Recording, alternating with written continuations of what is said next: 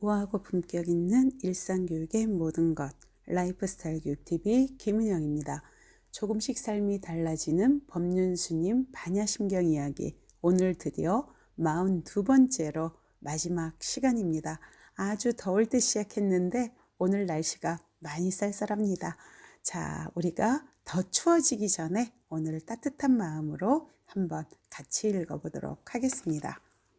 41번째 시간에 이 반야심경의 체제가 바로 대승의 신의 행증의 과정을 상세하게 보여주는 것은 물론 관자재 보살이 오온계공을 보고 육바라밀 수행을 통해서 열반에 도달하는 전개 과정을 보여주고 있는데, 이러한 수행의 근저에는 보살 스스로 자신이 부처라고 하는 확고한 믿음이 있었기 때문이고, 이 믿음이란 이처럼 위대하고 신비스러운 힘을 낳는다라는 말씀 함께 나누었었죠.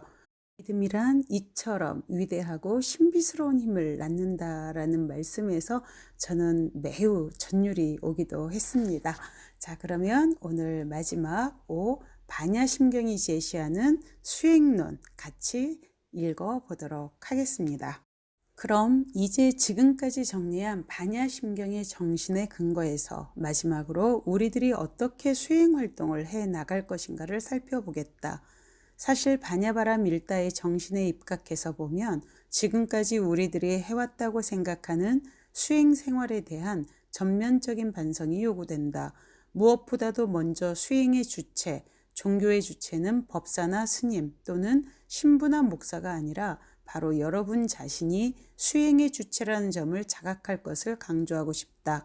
학교의 주체는 학생이지 선생님이 아니다. 선생님은 학생을 위해 있는 것이지 학생이 선생님을 위해 있는 것이 아니다. 선생님을 위해 학생이 있다고 생각하면 이미 전도된 생각이다. 본래 학교의 목표란 학생들을 보다 성숙한 인간으로 발달시키기 위해 그것을 도와주고 협조하는 사람으로서 선생님을 필요로 한다. 만일 선생님이 중심이라면 그것은 학교라기보다 연구기관으로 보는 것이 옳을 것이다. 이는 종교에서도 마찬가지이다. 즉 종교의 중심은 신도이다. 따라서 법사나 스님들은 여러분이 어떻게 하면 보다 빨리 자기 인생의 주인이 되어 고통 없는 삶을 살 것인가를 도와주는 사람에 불과하다는 얘기이다. 교육에서도 교사는 촉진자로서 다시 자리매김하고 있죠. 하지만 현재의 종교는 대개가 종교 지도자를 중심으로 움직이고 신도는 오히려 들러리가 되어 있는 것이 현실이다. 가령 스님이 열심히 수행하시도록 뒷바라지 하는 정도로 신도들의 역할은 한정되고 있다. 이는 마치 자신의 득도는 기왕에 틀린 일이니 스님이라도 득도하면 나를 구제해 주겠지 하며 협조자로만 머물고 마는 것이다. 주객이 전도된 현상이다. 수행자가 허리를 땅에 안 붙이든 잠을 안 자든 한 벌의 옷만을 입고 지내든 그것은 신도를 위한 것이 아니라 자신을 위한 자기 극복의 과정일 뿐이다. 따라서 우리 자신을 중심에 두면 스님의 역할은 바른 길로 인도하고 바르게 가르쳐 주는가에 있을 뿐이다. 자신의 수행을 다른 사람에게 내맡기지 말라. 설령 고기를 먹고 술을 먹는다 해도 판단은 스스로를 중심에 세우고 봐야 한다. 즉, 중심을 어디에 세우느냐에 따라서 판단이 달라질 수도 있다. 법문은 우리에게 커다란 영향을 주지만 수행자가 고기를 먹고 안 먹고의 문제는 자신의 업은 될지언정 사실 시비의 대상은 못 된다. 오히려 법문이 바른가, 그렇지 못한가가 시비의 대상이 될 수는 있다. 그런데도 대부분 법문엔 별 관심이 없고 연불 목청이 좋으냐 아니면 고기를 먹느냐 안 먹느냐, 머리가 너무 기냐 아니냐가 주된 시비의 대상이 되고 있다. 왜 그럴까? 그것은 우리 스스로가 신앙의 중심이고 종교의 주체라는 생각을 망각해버렸기 때문이다.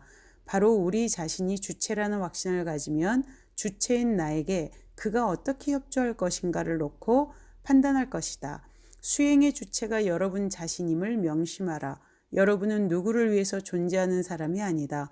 종종 우리는 인생살이에서 마치 자신은 누구를 위해서 존재하는 하나의 부속물처럼 생각할 때가 있지만 또 다른 한편에선 남이 어떻게 되든지 간에 자기 자신만을 생각하는 것도 현실이다. 사실 우리가 타인의 입장을 생각하고 타인과 함께 살아가는 것은 자신을 사랑하고 자신을 소중하게 여기기 때문임을 알아야 한다. 자신을 소중히 할 때 그 무엇도 함부로 할 수 없는 것이다. 교육도 그래서 제가 수행적 관점으로 가야 된다. 바로 수행의 주체가 우리 자신이라면 교육의 주체도 학생 자신인 거죠. 앞의 문장을 달리해서 이야기해 보자면 바로 학생 자신이 자신을 소중히 할 때 학업이나 아니면 일상생활 그 무엇도 함부로 할 수 없이 소중히 닦아나갈 수 있는 거죠. 자기 삶의 주인도 자신이고 그 삶을 가꾸어 나가는 것도 자발적으로 학생 그 자신이 되었을 때 비로소 이 교육은 온전한 성과를 가져올 수가 있다라는 것입니다. 그리고 이 교육이라는 것이 사실 교육이라는 말은 아이들이 주체이지 않죠. 그래서 이제 이 교육도 배움으로 이 언어가 좀 변해야 될 필요가 있고 이 배움은 그리고 우리 학령기 아이들만이 아니라 우리가 전 생애에 걸쳐서 일상 속에서의 배움, 이를테면 우리가 불법을 죽을 때까지 닦아 나가듯이 그렇게 배움이 지속되어질 때 우리가 담보하고자 하는 세상의 평화나 개인적인 행복 그리고 함께 더불어 사는 삶과 같은 보다 원대하고 인간 삶의 자유를 담보하는 그러한 세상으로 발전하는 것은 아닌가 하는 생각이 듭니다. 자, 계속 읽어보도록 하겠습니다. 지금 여러분이 부처라고 한번 생각해 보라. 자신이 부처라면 화가 난다고 해서 결코 함부로 성낼 수 없을 것이다. 그뿐인가? 재물이나 명예에 대해 자기 욕심만 차린다거나 자기만 알고 남이 괴롭든 말든 안중에도 없이 처신할 수는 더더욱 없으리라. 부처란 당당한 모습이므로 어디에도 비굴하게 굽신거릴 필요가 없다. 내가 부처이므로 타인을 위해서 봉사하고 일할 수 있다. 이처럼 인생은 비굴함이 없이 언제나 당당해야 한다. 불교야말로 인간이 당당하도록, 즉 천상천하 유아독존하도록 가르치는 진리이다. 결국 당당하기 위해선 스스로 부처이며 주인이라는 자각하에 내 이웃에게 항상 배려하고 도와주는 입장에 서야 한다는 것이다. 어른과 아이의 경우 어른의 입장에 서면 아이를 이해하고 포용해 줄 수 있다. 결코 아이와 시비하지 않는다. 마찬가지로 부처도 중생과 시비할 리 없지 않겠는가. 여러분도 그럴 수 있다. 그러므로 자신이 항상 부처라는 생각을 꼭 쥐고 있는 것이 좋다. 이는 결코 오만해지라는 것이 아니다. 부처는 세상의 어떤 일에 대해서든 내가 나서고 내가 주체가 될 수 있으며 회피하지 않는 주인된 삶을 살아갈 뿐이다. 따라서 오늘의 한국 불교가 안고 있는 문제점이나 우리 사회의 어려움 또한 바로 여러분 자신의 문제인 것이다. 결코 스님들이나 정치가들만의 문제는 아니다. 신앙의 중심을 자신에게 두지 않고 법사나 스님에게 내맡긴 채 자신은 단지 하라는 대로 한다는 식의 종속적인 생각을 버려야 한다. 어떤 스님이 몇 년간 공부했다거나 저 교수는 학식이 높아 진리를 많이 알고 있다는데 집착하고 자기 수행이 없으면 여러분은 수행에 있어 단지 구경꾼으로 전락해 버릴 것이다. 현대 사회에서 곧잘 프로스포츠가 유해하다고 하는 이유가 무엇이겠는가? 운동하는 선수들 따로 있고 우리는 그저 구경만 하는 스포츠라면 우리 몸이 건강해질 리 없다. 오히려 경기장에 나가보면 구경하면서 술도 마시고 지나치게 흥분까지 하다 보니 몸이 좋아지기는커녕 건강만 더 해칠 수도 있다. 결국 구경하는 우리는 몸이 나빠지고 선수들은 운동하면서 먹고 사는 것이 프로스포츠이다. 오늘날의 종교가 인생을 논하고 참선이나 기도를 가르치면서 먹고 살고 여러분은 거기에 만족해서 구경하고 산다면 사실 여러분의 인생에 도움될 일은 아무것도 없다. 부처님의 가르침이 옳다고 믿는다면 그것을 생활 속에 실천하라. 운동도 직접 몸으로 움직일 때 자기 운동이 되고 건강해질 수 있다. 처음부터 너무 큰 목표를 추구해서는 안 된다. 가령 역도 선수가 100kg의 역기를 거뜬히 들어 올린다고 해서 나도 해보자고 덤비면 허리만 크게 다칠 것이다. 무리하지 말고 조금씩 운동량을 늘려서 차츰 도전해 나가보라. 처음부터 할 수 없는 일이라 포기하고 그저 손뼉만 치는 구경꾼이어서는 안 된다. 아이들 학습도 마찬가지죠. 얼마 전 은행 불자회에 갔다가 모 기관의 기획실장으로 계신 박사 한 분과 얘기를 나눈 일이 있다. 그분 얘기에 의하면 4년 전에 변호사 동료들을 포함해 사회 각계의 인사들을 규합해서 수행하는 모임을 만들었는데 출발 당시 40명이던 회원이 지금은 3, 4명밖에 안 남았다는 것이다. 왜 그랬을까? 사실 알고 보면 이유는 단순하다. 법문을 들어도 좋은 얘기이긴 하지만 나는 안 된다는 사고에 늘 젖으면 법회의 주체가 아닌 주변의 구경꾼으로 전락해버리고 만다. 그러다 보면 모임에 참여하는 적극적 동력도 쇠퇴할 수밖에 없는 것이다. 법문을 들으면서 나는 도저히 안 되겠다는 생각이 많이 든다면 법문을 듣지 않는 것보다 더 못한 것이다. 생활 속의 수행의 주체는 바로 여러분 자신이다. 우리가 맺고 사는 가족관계, 친구관계, 직장 생활 속에서 어떻게 마음을 써야 주체를 잃어버리지 않고 바르게 살 수 있는가. 그러므로 자기 중심을 확고히 잡아나가는 것이 수행이다. 옷이 1,000원짜리면 옷의 주인은 나 자신이 된다. 그런데 옷이 1,000,000원짜리라면 어떨까? 나를 더 주인 되게 해야 할 옷이 오히려 나를 옷걸이로 전락시키고 만다. 우리는 왜 이렇게 전도되는지 항상 화두를 삼아야 한다. 또 여러분이 많은 돈을 벌면 생활에서 훨씬 주체가 되고 자유로울 것 같지만 거꾸로 돈의 노예가 될 소지가 많음을 알아야 한다. 매일 앉아서 돈 관리하는데 온 신경을 쓰게 된다. 마찬가지로 큰 집에서 살면 집 관리하는데 엄청난 시간과 인력이 소요된다. 이처럼 주객이 전도된 채 살아가지 말자. 옛날에 어떤 사람이 외국에 유학 가서 공부한 것을 한자도 빠짐없이 모두 노트에 적어가지고 돌아오는 길에 배가 풍랑을 만났다.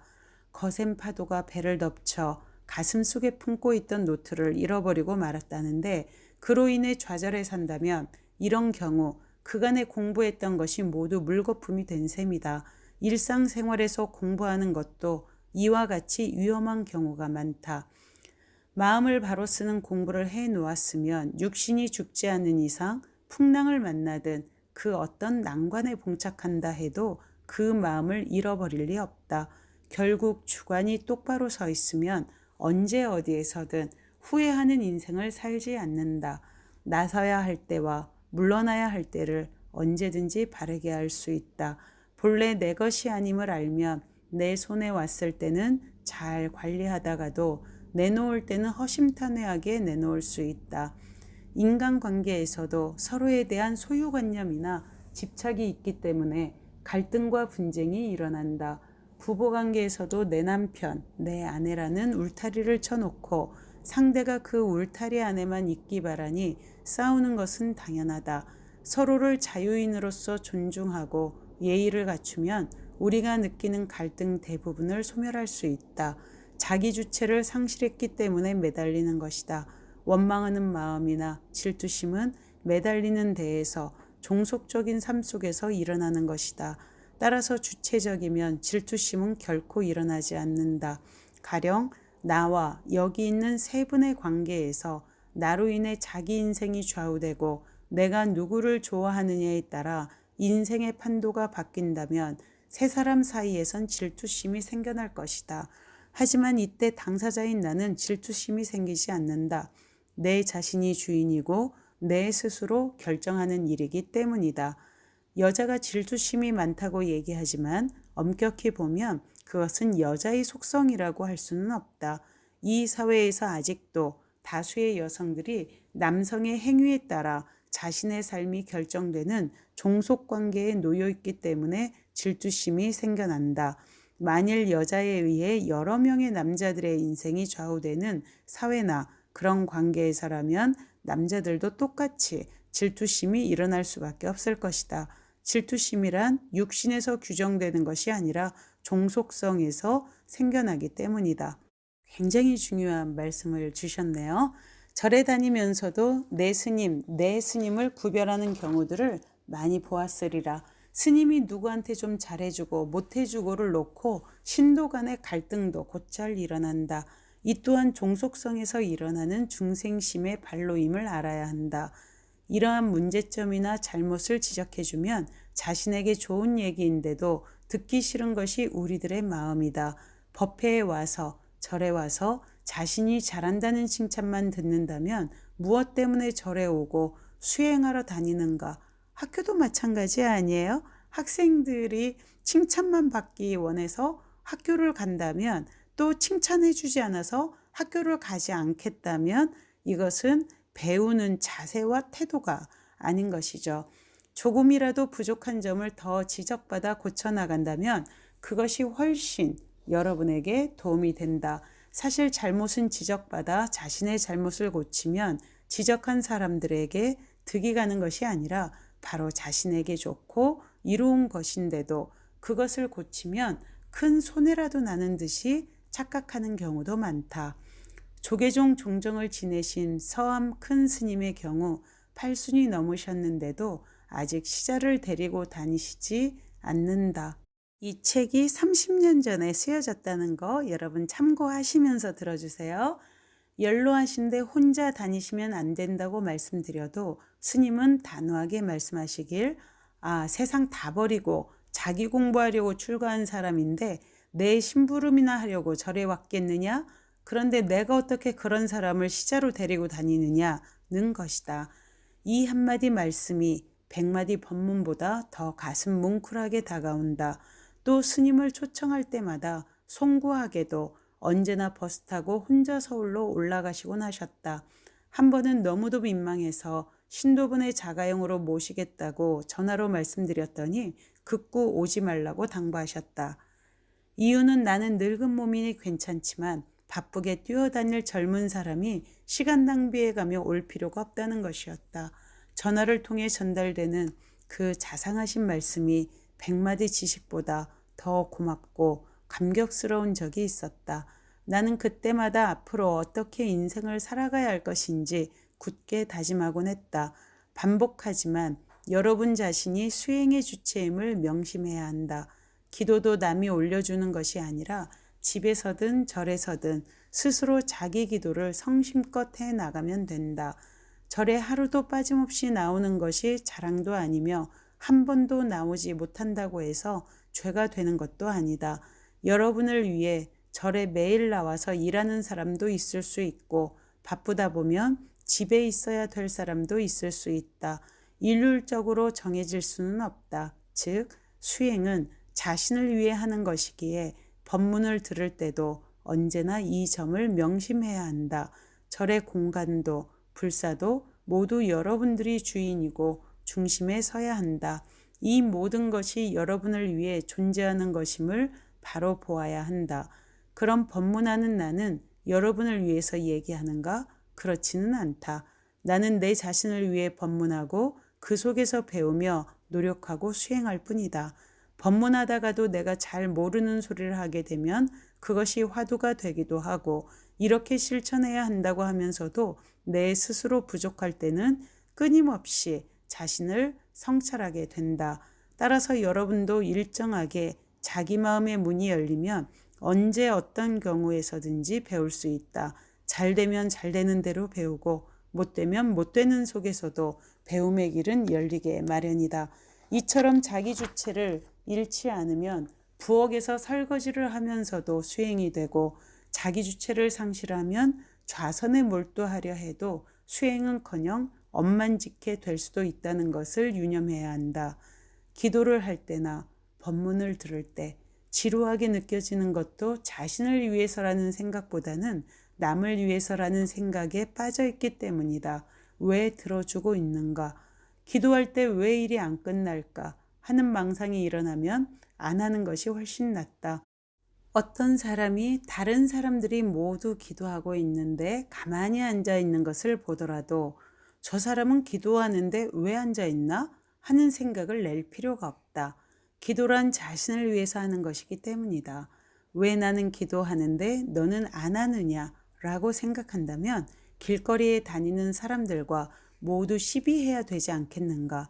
결론적으로 말하면 이제까지 함께 공부한 이 바냐바라 밀다 심경은 자기 주체를 어떻게 회복하느냐, 전도된 우리들의 신앙생활을 어떻게 바로 세울 것인가에 핵심이 있다는 것을 늘 기억하기 바란다. 나마미타불 관세음보살. 여러분 마지막에 되게 감동이 많이 오네요. 자기 주체를 어떻게 회복하느냐. 제가 법륜스님의 반야심경 이야기를 처음 읽기 시작한 40여일 전에 가장 좀 약화되었던 시기였던 것 같아요. 책 쓰고 나서 지치기도 많이 지쳤고 마음에 좀 불안도 오고 많이 좀 힘들었었는데 책을 읽은 지금 오늘이 42번째 시간이니까 42일 거의 한 달 반이네요. 이 기간 동안에 그야말로 조금씩 삶이 점점 달라지는 것을 느껴온 듯합니다. 뭐 커다란 변화는 없고요. 마음이 좀 든든해지고 그리고 제가 몰랐던 그러한 무지함, 세상에 대한 무지함, 그리고 저 자신에 대한 무지함 이러한 것으로부터 조금씩 벗어나서 약간의 알미 확장되면서 조금 더 든든해진 느낌. 내가 그래서 그랬구나. 내가 이제 이렇게 살아야겠구나 라는 삶의 힘과 그리고 방향성 그리고 또 비전이 조금씩 더 만들어진 것 같습니다. 지금 저의 기분은요, 성에 갇혀있는 라푼젤이 아니라 이 든든함, 불법의 성 안에 있는 그러한 든든함과 아늑함이라고 할까요? 같은 성이라도 관점이 바뀌어진 그러한 기분이 듭니다. 여러분이 상상하시기에도 제가 있는 성이 반짝반짝거리지 않으세요? 여러분이 상상하는 그대로입니다. 아주 기분 좋은 오늘이네요. 자, 여러분들과 42일 동안 저희가 조금씩 삶이 달라지는 법륜스님 반야심경 이야기 같이 했고 제 삶이 또한 제 관점이 제 무지가 변화되었듯이 여러분들의 삶도 그렇게 약간의 변화가 있었으면 좋겠다라는 바람을 가져보면서 함께 해주신 여러분들께 정말 마음 깊은 감사를 올립니다. 여러분, 옛날 분들은요, 사랑을 이렇게 표현했다고 하죠. 저 요즘 이 표현 너무 좋거든요. 달이 참 밝네. 오늘 밤도 달이 아주 밝을 것 같습니다. 함께 해주신 여러분 깊이 감사드립니다. 라이프스타일 교육 TV 김은영이었습니다.